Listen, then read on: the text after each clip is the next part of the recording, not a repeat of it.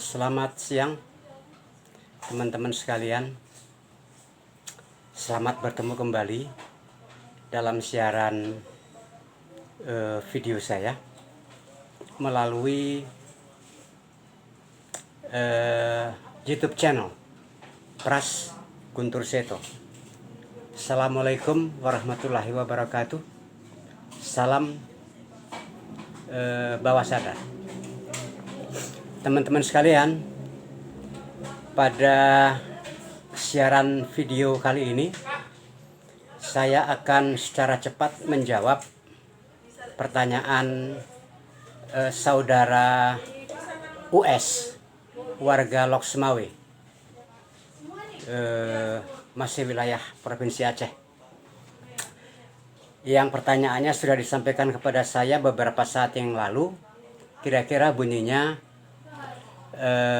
bisakah kecerdasan pikiran bawah sadar digunakan untuk penyembuhan? Kala itu seketika saja saya katakan sangat bisa. Hanya saya berjanji saya akan menyusulnya dengan sebuah video pendek untuk menjelaskan bagaimana dan sebagainya. Di video itu saya akan menjelaskan mungkin sedikit agak lebih komprehensif. Nah, videonya sekarang sedang Anda nikmati. Teman-teman sekalian, apa benar kecerdasan pikiran bawah sadar itu bisa digunakan sebagai penyembuhan? Kalau itu pertanyaannya, saya jawab tegas, bisa. Bisa. Karena kesembuhan itu sesungguhnya bagian daripada mekanisme bekerjanya pikiran bawah sadar yang strukturnya ada dalam tubuh kita ini. Itu teman-teman. Tapi sebenarnya sebelum kita meyakini kalau katakanlah penyembuhan itu untuk diri sendiri dulu, ya, saya mengasumsikan Mas US ini, warga Loksmawe ini, saya asumsikan saja memiliki semacam keluhan penyakit, sehingga dia bertanya apakah pikiran bawah sadar beserta kecerdasannya itu bisa untuk mengobati penyakit. Yang sudah saya jawab sangat bisa. Sekarang dengan asumsi bahwa penyakit itu ada dalam diri seseorang, kita mesti tahu dulu dong, sebenarnya penyakit itu apa, ya.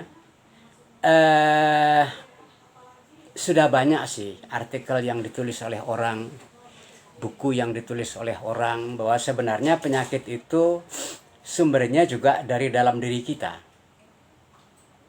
Terlepas kita tidak menyadarinya, ya, sesuatu yang kemudian kita katakan sebagai penyakit itu atau keluhan itu sesungguhnya berasal dari diri kita yang prosesnya tanpa kita sadari terjadi begitu saja. Bagaimana kejadiannya? Pikiran sadar kita ini kadang-kadang secara tidak sadar memberi input kepada pikiran bawah sadar, ya, di level pikiran sadar, tapi kadang-kadang kita tidak sadar memberikan input kepada pikiran bawah sadar. Nah, input-input itu misalnya begini. Kita tanpa sadar selalu berpikir, memikirkan kekecewaan, rasa benci misalnya, rasa khawatir, rasa takut, rasa sangsi, dendam, dengki, iri hati, suuzon kepada orang lain, menaruh curiga secara berlebihan, emosi yang tidak terkendali, rasa egois, rasa merasa diri tidak pantas, merasa diri tidak beruntung, merasa diri sial, merasa diri kecil, merasa rendah diri, merasa terkucil, merasa kecil hati, merasa rendah, posisi dan status sosialnya, merasa tak penting, merasa tak mampu, merasa bodoh, merasa ketinggalan dalam banyak hal, merasa tak nyaman. Ya.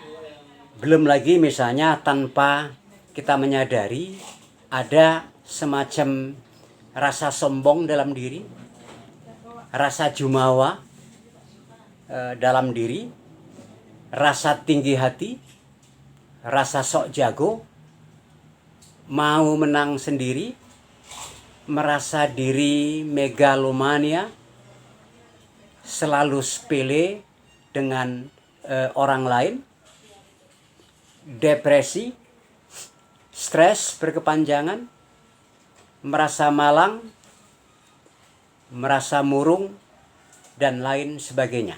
Daftarnya bisa sangat panjang sekali. Semua kata-kata yang saya sebutkan tadi itu sering sekali tanpa sadar itu hinggap dalam pikiran sadar kita. Pikiran sadar yang seharusnya sadar tapi tanpa sadar membawa pikiran itu, dan kemudian itu diterima oleh mekanisme kecerdasan bawah sadar yang dia sebenarnya, saya katakan berkali-kali, dia tidak bisa kompromi. Kalau rasa-rasa itu semua Anda miliki, maka Anda sudah kadung salah menyampaikan pesan itu kepada bawah sadar Anda, dan bawah sadar Anda tidak salah kalau menangkap itu sebagai fakta. Maka kemudian juga tidak salah kalau fakta itu yang oleh bawah sadar ditangkapnya sebagai perintah itu kemudian dia jalankan lewat peristiwa kehidupan kita keseharian juga. Dengan mengatakan itu semua, saya ingin bilang bahwa penyakit itu kadang-kadang datangnya dari hal-hal seperti itu. Ya. Dia bermula dari proses kejiwaan, mental, mindset, kemudian dia menjadi sesuatu yang dilaksanakan oleh mekanisme kecerdasan bawah sadar kita yang tidak bisa membedakan antara fakta dan tidak fakta. Maka hati-hati. Banyak sekali penyakit kita itu yang muncul itu berangkat dari persoalan-persoalan seperti itu. Apalah jenisnya. Ya. Kemudian itu akan mengganggu seluruh mekanisme kesehatan kita, mengganggu sistem pencernaan kita, mengganggu metabolisme kita, dan lain sebagainya. Intinya di ujung cerita, semua itu menjadi benih-benih penyakit yang nantinya akan diekspresikan lewat rasa tubuh kita ini. Dan ketika dia terjadi, kita merasanya menggunakan pikiran sadar kita lagi. Jadi kayaknya ada semacam proses timbal balik. Maka itulah kita perlu kehati-hatian. Oke? Maka sering sekali kita tanpa sadar memberikan input negatif kepada pikiran bawah sadar kita. Dalam beberapa video saya sudah sering memunculkan statement bahwa hukum kehidupan itu adalah hukum keyakinan. Apa yang kamu yakini ada, maka dia menjadi ada. Kalau kamu yakini dia tidak ada, maka dia tidak akan ada.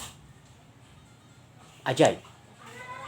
Jadi tetap ada hubungan antara pikiran sadar dan pikiran bawah sadar.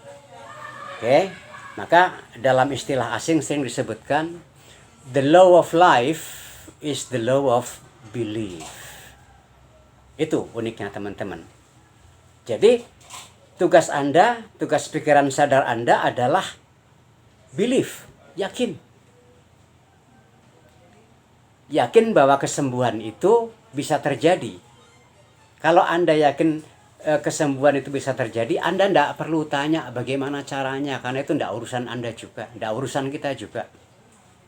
Sama halnya begini, kita tidak perlu menjadi ahli yang memahami tentang dinamika mekanika terbentuknya energi listrik. Kalau hanya untuk kita bisa mendaya gunakan daya listrik. tentang bagaimana terbentuknya listrik itu tidak urusan kita juga. Kira-kira belief itu di sana letaknya. Tinggal seberapa kekuatan belief kita itu kita bisa bangun, ya. Maka kalau kita bicara problem yang kita lewati dalam kehidupan ini, tentunya diawali oleh satu sebab. Lepas kita sadar atau nggak sadar, semua peristiwa itu diawali oleh sebab. Saya ingin memetik satu pernyataan seorang filsuf yang juga dikenal sebagai bapak kedokteran modern, namanya Ibnu Sina. Ibnu Sina ini dikenal sebagai seorang filsuf, juga sebagai seorang dokter yang periode hidupnya itu di antara tahun 980 sampai 1034. Beliau warga negara Persia yang sekarang dikenal dengan Iran itu, ya. Sekarang dikenal dengan Iran, Persia itu. Nah, dalam satu kutipan yang saya bisa berikan di luncuran video kali ini, beliau pernah mengatakan begini kira-kira. The knowledge of anything, ya, the knowledge of anything, since all have causes, is not acquired or complete unless it is known by its causes. Ya. The knowledge of anything, since all things have causes, is not acquired or complete unless it is known by its causes. Apa itu terjemahannya? Kira-kira terjemahan bebasnya begini, ya. Semua hal ada penyebabnya. Oleh karena itu, pengetahuan tentang apapun tidak akan diperoleh dan tidak akan lengkap bila kita tidak mengetahui sumbernya. Kembali kepada soal penyakit yang kira-kira bisa nggak disembuhkan oleh bawah sadar. Nah, semua penyakit yang timbul di dalam diri kita itu berawal dari hal-hal pikiran yang negatif di dalam diri kita, yang kemudian dia dimanifestasikan dalam bentuk penyakit, diekspresikan dalam bentuk penyakit di dalam tubuh kita ini. Prosesnya di sini-sini juga, internal. Kira-kira begitu. Nah, pertanyaannya kemudian bagaimana dong? Kalau emang kecerdasan bawah sadar bisa mengobati, bagaimana dong caranya? Nah, kalau sudah bicara cara, ini banyak cara yang bisa kita lakukan. Toh Anda percaya dengan kekuatan sugesti, Anda bisa katakan diri Anda sehat. Toh Anda setiap hari berdoa. Toh Anda punya daya visualisasi. Toh Anda tahu apa maknanya harmonisasi antara lahir dan batin. Itu sebenarnya obat yang paling manjur. Landasan obat yang paling efektif ya di situ sebenarnya. Ya. Nah, jadi ini hal-hal biasa, ya. Misalnya lagi-lagi saya mengutip pendapatnya Ibnu Sina, pakar pengobatan ini. Dalam salah satu statementnya dia bilang begini.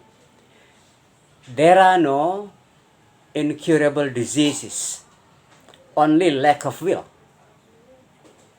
There are no worthless herbs, only the lack of knowledge. Apa maknanya? Kira-kira terjemahan bebasnya begini. Tidak ada penyakit yang tidak bisa disembuhkan kalau ada kemauan. Nah, tidak ada tumbuhan yang tidak berguna kalau Anda memiliki pengetahuan bagaimana memanfaatkannya. Itu artinya sebuah ruang di mana apapun bisa menjadi obat penyembuh. Sarananya apa saja. Nah, di atas sarana semua itu landasannya adalah belief, keyakinan. Okay? Nah, lebih lanjut, ini masih dalam konteks apakah kecerdasan pikiran bawah sadar bisa digunakan untuk pengobatan. Nah, hanya problemnya adalah kita harus mengerti betul watak dan karakter alam dan bahasa daripada pikiran bawah sadar itu. Pikiran bawah sadar itu sebagaimana diteliti oleh para ahli dan neuroscience, dia tidak mengenal hari kemarin, tidak mengenal hari yang akan datang. Yang dia kenal hanya hari ini, saat ini, detik ini. Maka hati-hati ketika kita berkomunikasi dengan bawah sadar, jangan menggunakan bahasa misalnya masalahku akan bla bla bla bla, penyakitku akan bla bla bla bla, ya. Dendamku akan bla bla bla bla bla, hubunganku dengan seseorang akan bla bla bla bla bla, kemiskinanku akan bla bla bla bla. Kata-kata akan ini tidak dikenal mekanismenya oleh kecerdasan bawah sadar. Kenapa? Kalau kita mengatakan bahwa masalahku akan, itu artinya secara tidak sadar kita sudah memposisikan diri kita punya masalah. Sama dengan penyakitku akan, artinya secara sadar, ya, kita sudah menyatakan bahwa diriku punya penyakit. Dendamku akan, misalnya. Itu artinya diterima oleh bawah sadar kita sebagai peristiwa bahwa kita punya dendam. Hubunganku akan memburuk, membaik, dan lain sebagainya. Ya. Kemiskinanku akan. Itu artinya kita sudah memposisikan di awal-awal bahwa kita memang miskin. Bawah sadar tidak mengenal itu. Yang dia kenal adalah masalah, penyakit, dendam, hubungan buruk, dan kemiskinan. Ini input sebenarnya ke bawah sadar. Nah, jadi cara kita berbahasa kepada bawah sadar itu harus diatur sedemikian rupa. Nah, karena bawah sadar tidak mengenal sesuatu yang kemarin, sesuatu yang akan datang, yang dia kenal hanya hari ini. Ya.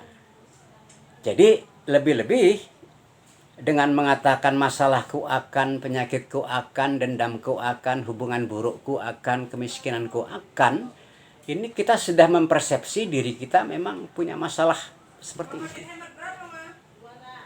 Ini tidak baik diterima oleh kecerdasan bawah sadar kita. Kalau kita ingin dia melakukan hal-hal baik, maka perhatikan bahasanya. Ya, jadi jangan mempersepsi diri punya masalah.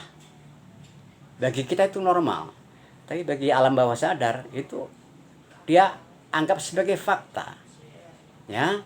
Nah, kemudian gimana dong caranya agar tidak terjadi salah tangkap oleh bawah sadar? Kita bisa mengubah kata-katanya. Misalnya, ini misal ya, bergantung masalahnya apa. Misalnya, pikiranku positif sepanjang waktu. Itu lebih baik daripada masalahku akan. Kemudian aku bisa berdamai dengan hatiku sepanjang waktu. Itu jauh lebih baik kalau hubungannya itu ke bawah sadar. Atau aku sehat, aku segar, aku bahagia, aku merasa fit, penuh vitalitas. Itu jauh lebih berkualitas bagi bawah sadar. Atau aku mampu melakukan semua hal untuk kebaikanku dan kebahagiaanku. Itu jauh lebih baik. Teman-teman, semuanya kan manusia itu sebenarnya human centric, ya. Kita ini sebagai makhluk manusia itu human centric. Semua terpusat pada diri kita ini, apapun itu. Penyakit, kesenangan, kesedihan, segala macam rasa itu sebenarnya tumbuh di dalam diri kita ini. Diri yang satu badan ini. Hanya ketika kita melihat ke dalamnya itu banyak hal yang harus hati-hati kita. Apa Anda pikir penyakit yang kita derita itu datangnya dari sono-sono? Sono-sono kan faktor luar yang memicu cara kita berpikir. Nah, ketika diproses oleh pikiran kita, itu bergantung bagaimana ngolah pikirannya. bagaimana kesadaran pikiran kita. Ya, kalau kesadaran kita kemudian berpikir dan memposisikan diri kita pada konteks yang menyedihkan, konteks yang merugikan, maka itu pesan kepada bawah sadar yang buruk. Itu kira-kira teman sekalian. Nah, kalau kita mau jujur, sebenarnya peristiwa yang terjadi dalam diri kita ini kan ya perkara-perkara yang hubungannya dengan hormonal ya. Misalnya dikenal adanya hormon kebahagiaan, hormon tentang kesedihan. Tubuh kita memproduksinya. Ketika dipicu oleh pikiran yang sedikit negatif, sejumlah hormon itu akan tubuh kita akan memproduksi hormon tertentu. Misalnya, hormon kebahagiaan itu dikenal dengan istilah macam-macam, dopamin, serotonin, oksitosin, endorfin misalnya, estrogen, progesteron, dan lain-lain. Untuk tahu watak-watak hormon ini nanti Anda bisa searching lah di internet. Saya hanya menyebutkan jenis hormonnya saja. Nah, ketika pikiran kita itu memicu kesedihan dan kemurungan dan kemalangan, biasanya hormon tertentu diproduksi oleh tubuh kita dalam bentuk dan nama yang macam-macam juga. Misalnya dikenal beberapa hormon adrenalin, norepinefrin, kortisol, dan lain-lain. Silahkan Anda cari di internet. Jadi hormon-hormon ini dalam istilah yang lebih canggih disebut sebagai neurotransmitter. Kita tahu neuro itu adalah saraf, neuron itu adalah gelombang otak. Ya, transmitter itu artinya sesuatu yang bertugas mentransmisi, memindahkan. Jadi perkara hormonal ini sebenarnya. Sebegitu hebat tubuh kita itu bekerja dan dirancang. Jadi teman-teman, menurut saya pesan ini pun sudah cukup sebenarnya menjawab pertanyaan saudara US warga Loksmawe itu.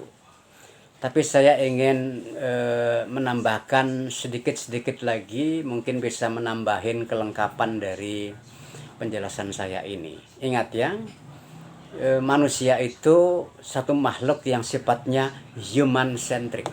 Human itu ya manusia, centric itu artinya sesuatu yang terpusat pada diri. Semuanya terpusat pada diri kita. Senangnya kita, bahagianya kita yang menentukan. Malangnya kita, beruntungnya kita itu ditentukan oleh bagaimana kita menegaskan itu di dalam diri kita. Sepertinya kita tidak punya pilihan lain selain harus berpikir pada tataran yang positif untuk semua kasus. Harus positif, tidak boleh tidak positif. Ya. Jadi saya ulang lagi untuk menegaskan bahwa benarkah kecerdasan bawah sadar bisa digunakan untuk mengobati penyakit atau sebagai penyembuhan? Sangat bisa. If you believe, kalau Anda percaya. Kalau Anda tidak memiliki belief, ya susah. Kan di video sebelumnya saya sudah sering mengatakan 85% lebih semua peristiwa dalam kehidupan keseharian kita menyangkut macam-macam hal ini ditentukan oleh mekanisme kecerdasan bawah sadar. 15% sisanya itulah yang barangkali kita lakukan pada level pikiran sadar. Barangkali lebih kecil, mengatakan 15 terlalu besar barangkali.